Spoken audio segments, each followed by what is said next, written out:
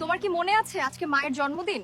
তার জন্য তো একটা কেক নিয়ে যেতে হবে, চলো না একটা কেক কিনে নিয়ে আসি। হ্যাঁ তাই তো, চলো একটা কেক কিনে নিয়ে আসি।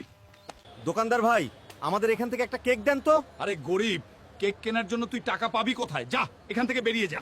আজ টাকা নাই বলে এত অপমান করতেছো? তুমি মনে রেখো, তোমার চেয়ে আমি অনেক বড় একটা দোকান দিব। আমি ওর থেকে বড় কেকের দোকান দিয়ে দেখাবো, কিন্তু এত টাকা আমি কোথায় পাবো?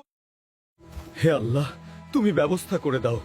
শোনো শোনো, আমাদের এলাকার ভিতরে একটা জঙ্গলি বাঘ ঢুকে গেছে। যে তাকে মারতে পারবে তাকে 10 কোটি টাকা দেওয়া হবে। আমাদের এলাকার ভিতরে জঙ্গলি বাঘ ঢুকছে, আর এটাকে মারতে পারলে 10 কোটি টাকা দিবে। এই সুযোগ হাতছাড়া করা যাবে না। চলো তাড়াতাড়ি বাঘটাকে মারবো।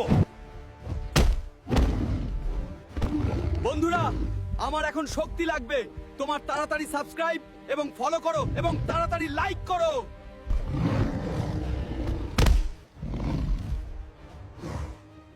আমাদের গ্রাম থেকে জঙ্গলি বাঘটাকে মারার জন্য হাল্ককে 10 কোটি টাকা দেওয়া হলো। অবশেষে কেকের দোকান দেওয়ার জন্য টাকা পেয়ে গেছে। এখন ওই কি কেক দোকানদারের চাইতে অনেক বড় একটা কেকের দোকান দেবো এবং ওকে দেখাই দিমু। বন্ধুরা, তোমরা দেখো আমি কত সুন্দর একটা কেকের দোকান দিছি। আর একটা জিনিস মনে রাখবা, অহংকার করা ভালো না। ধন্যবাদ।